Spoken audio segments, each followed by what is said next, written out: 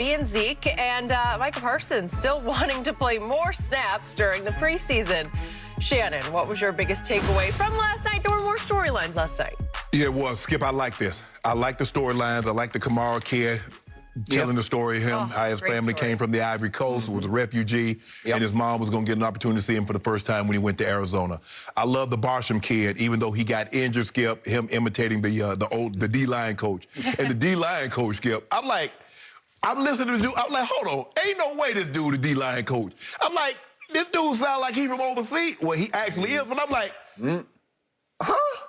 So I love that aspect of it. I love the interminglings where they show Skip when they're doing the joint practices. And C.D. Lamb goes to one of the DBs, asked C.D., and C.D. They're like, yeah, I put that work in. Because that's actually what actually happens, Skip, is we have joint practice, and I had a bunch of them. First thing we do, hey, go ask the defense, how y'all do? Man, we did all right. What'd you do? You already know what I did. So, Skip, I love the interaction. I love the DeMarcus, the D-Law. I didn't know that he was that big of a family man. I didn't know he had actually brought his family out there to be close. It was like, wow. That's what Hard Knocks does. Yes. Yep. Yeah. It humanizes people. It lets you see a different side of them that you didn't know. And so that's what I was like. They had a little bit of Jerry talking to Michael Irvin about how good C.D. Lamb looked and how good he's going to be this upcoming season. But, Skip, that's what I loved about last night episodes. I got to see stories. Since I've been in TV, Skip, I'm all about stories. It's not about wins. Yeah, you want to win. Yes, it's wins and losses. But it's stories. Narratives. Can you tell a story? To paint this kid to see, kid really had never really played football, earned a scholarship to Kansas, stuck last year on the practice squad with the Cowboys. Now he's actually trying to make the roster. And he's about 235 pounds. Got an uphill battle. That's an uphill battle. Got an uphill battle. Yep. Do it. Everything I do is for my mom. And it was just like, okay, Skip, I can get down with this type of hard knock. But still, your guy Mike McCarthy. They led with it. It opened up episode 2. He need to go to some motivational speaking. He need to get Tony Robbins. He need to go to 10 speaking something. He need to go get some motivational speaking classes. To me, you either have that or you don't. You do, Skip. It is. That's a God-given ability. It is. And he does not have it, and he is forcing it as hard as he can force it.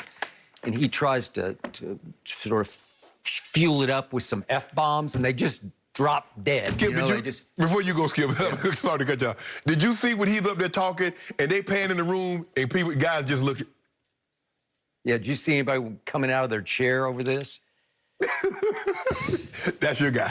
And what got me, I don't want to dwell on this because, look, he just overmatched. He's on Hard Knocks. Right. And he's trying as hard as he can to sell himself as the head coach of the Dallas Cowboys when we all know the owner and operator is that guy upstairs, right? And his son. Yes, the two Joneses. The two Joneses. And so, remember, he's given a motivational speech that sounds like it's for the Super Bowl, and it's actually for the second preseason game, which for the Arizona Cardinals was their first. Right? It's a camp fodder game in which your starters are barely, if even going to play. No, I don't even know if any offensive starters even played. No, they did not. So what are you wasting your breath for? Well, we're going to remember this team. We played this team last year. Yeah. We played. 40% of you are new. I want you to know we played this team last year. By the way, that team on Monday Night Football beat the brakes behind. And he says, we're going to put it on their ass tonight. You are? Why? What? Right? What's the point? Save some of that. Yeah, save a little bit of it. Obviously everybody wants to do their job and make the team. It's mostly about a guy, the Tebows of the team trying to make the team, right? Right. And then he says, we're a popular team. We're not in this to be effing popular. What are you talking about? Okay, so we did that. We did it hard last week. And again, that is not his strength. That's not his forte. I used to hear all the time from a lot of people inside football that in his glory years in Green Bay, he was one of, if not the best play caller in pro football. Right. And now he's not calling plays, obviously. Kellen Moore is. He's in play. He was already there. Right. And to Mike's credit, he kept Kellen Moore because Dak loves Kellen Moore and has a good vibe with him, good connection with him. So I don't know. Now, Mike is not doing what Mike did best because he's another classic case of how many of these guys do we see He was a really good offensive coordinator, and he made his bones in this league. He made his way as an offensive coordinator. Well, does that qualify you to be the CEO of a team? And he probably told speech maker? He probably told Jerry that I'm going to call the plays. And Jerry said no. You Right? think Jerry said no? I believe that. Right. Yeah, he probably did. But again, Kellen Moore is already in place. Right.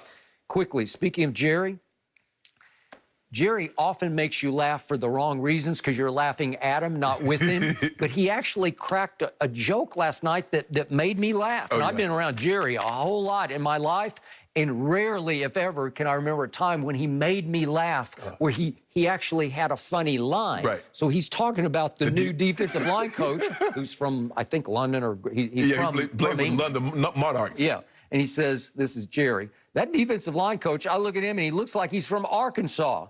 I listen to him, and he sounds like Winston Churchill. And then Jerry starts quoting from the most famous Winston Churchill speech from 1940 to the House of Commons with the Germans at their doorstep. Right. And remember, it was we're going to fight them on the beaches. We're going to fight them in the streets. We're going to fight them in the fields. And Jerry starts quoting from the Winston Churchill speech, and it's funny because he's doing the D-line, yeah. He's doing Winston Churchill's voice, and so that made me laugh. But we didn't see a whole lot of Jerry. We're going to talk later about CeeDee Lamb. Okay, now I'm going to just say this one time. I'm going to be a Cowboy fan. Okay. And I went to my first game when I was 10 years of age at the old Cotton Bowl in Dallas, Texas, so my fan is going to come out now. My two biggest takeaways from episode 2, and you could also say from just both episodes together. Okay. CeeDee Lamb and your man, Micah Parsons, that you said pre-draft, you said he's going to be the best defensive player in the draft. Obviously, I wanted Patrick Surtain, and I still believe that your Broncos got a star in Patrick Surtain. You definitely look good on Saturday. Hey, he's just a stud. And so I would have taken him just because it was a need position. Right. And as a bookend Alabama cornerback for my other guy, Trevon Diggs, obviously, I would think you'd be set maybe for 10 years. Right. But Micah Parsons is going to be a star in this league. And I love what he was yelling at the end of you could see him when he came out of the game at Arizona. You know, I don't got to talk about it. I be about it. Right. Well, he is being about it. And you can see him. He is all over the field. Sudden. He's in the middle of everything. Yes, Skip, he just has what you can't teach. You can't teach any of that. It's magical where you just have sense. Right. You call it spidey senses, whatever it is.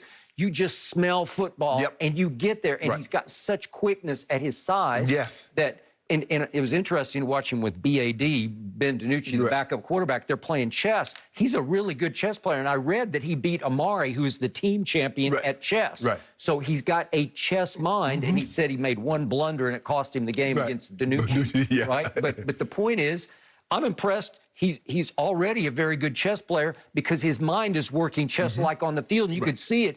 He's a couple of moves ahead. Sometimes he's too many moves ahead because he gets beat, you know, he just gets faked out of position. Right.